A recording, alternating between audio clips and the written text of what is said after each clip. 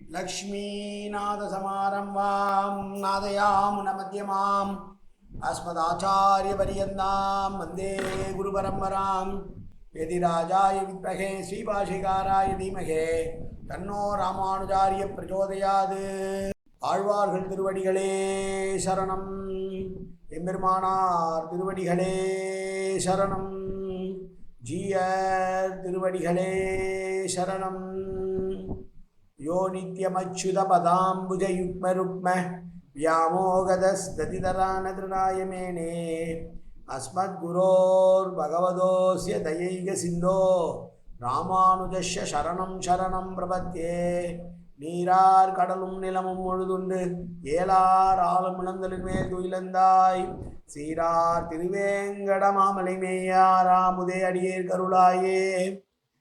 எல்லாம் அல்ல ஏழ்மலையான் பெருங்கருணையால் 4000 திவ்ய பிரபந்த பாசுர பதிவேற்றங்களின் வரிசையில் இன்றைக்கு 2520வது நாள் பாசுர பதிவேற்றம். திருமங்கையாழ்வாருடைய பெரிய திருமொழியிலே 11ஆம் பத்திலே வரக்கூடிய 7ஆம் திருமொழியுடைய 5வது பாசுரம் 1069வது பெரிய திருமொழி பாசுரம். கண் பற்றி பேசினார், காது பற்றி பேசினார், இன்று 3வது நாணயந்திரியமான கையை பற்றி பேச இருக்கிறார் இந்த பாசுரத்திலே ஆழ்வார்.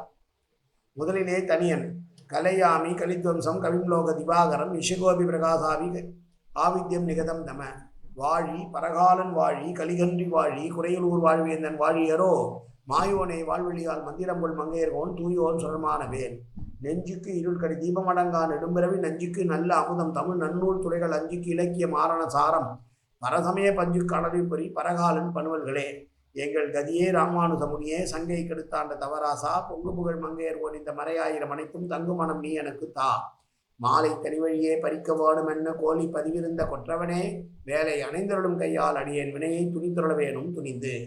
1069வது பாசுரம். மையார் கடலும் மணிவரையும் மாமுகிலும் கொய்யார் குவளையும் காயாவும் போன்று இருண்ட மெய்யானே மெய்ய மலையானே சங்கு ஏந்தும் கையானே கை தொழா கை அல்ல கண்டாமே.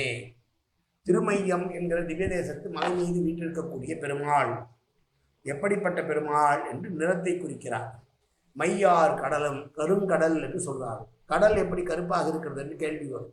மேற்பரப்பில் வேண்டுமானால் அது நீல நிறமாக தெரியலாமையே ஆழத்தில் உள்ள கடல் கருப்பாக தான் இருக்கும். அதனால கருங்கடல்.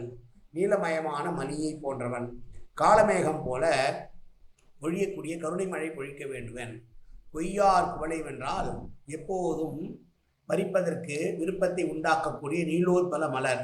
காயாம்பூ என்கிற நிறத்தை ஒத்த கருத்த திருமேனி உடையவனும் திருமையம் என்கிற திவ்யதேசத்திலே அந்த மலையின் மீது குடிகொண்டிருப்பவனும் வலது கையிலே திருச்சங்கை ஏந்தி கொண்டிருக்கின்றவான அந்த பெருமாளை சேவிக்காத கைகளே அல்ல என்று சொல்லுகிற பாசுரம் இந்த பாசுரம். சர்வேஸ்வரனை தொழாத கைகள் கையே அல்ல உலக்கையே என்று சொல்லுவார்களாம் பெரியோர்கள். கை தொழா கையல்ல, தொழா கையல்ல என்றும் சொல்லுவது வழக்கம். இப்படி கருணை மிக்க கரிய நிறம் கொண்ட காயாம்பு நிற மன்னனான அந்த பெருமாள் தான் திருமையம் என்கிற மலையிலே வீற்றிருக்கிறான். அவனை தொழாத கையல்ல என்று சொன்ன பாசுரம். கருங்கடல் என்று சொல்வதற்கு காரணம் கடலின் அடிப்பாகம் முழுவதும் கருப்பாக இருக்கும் என்பதனால் அது கருங்கடல். காலமேகம் என்பது மழையினுடைய தன்மையை குறித்து மழை போல் கருணை உள்ளம் கொண்ட பெருமாள் வலக்கையிலே பாஞ்சஜன்யம் என்கிற சக்கரத்தை கையிலே பாஞ்சஜன்யத்தை ஏந்திருக்கிற பெருமாள் என்று சொல்லக்கூடிய அளவிலே திருமையம் திவ்யதேசத்தில் இருக்கிற பெருமாளை கை தொழாத கைகள் கை அல்ல அது உலக்கையே என்று சொன்ன பாசுரம் இந்த பாசுரம். மீண்டும் ஒரு முறை பாசுரத்தை சேவிக்கலாம். மையார் கடலும் மணிவரையும் மாமுகிலும் கொய்யார் குவளையும் காயாவும் போன்று இருண்ட மெய்யானை மெய்ய மலையானை சங்கேந்தும் கையானை கை தொழா கையல்ல கண்டாமே.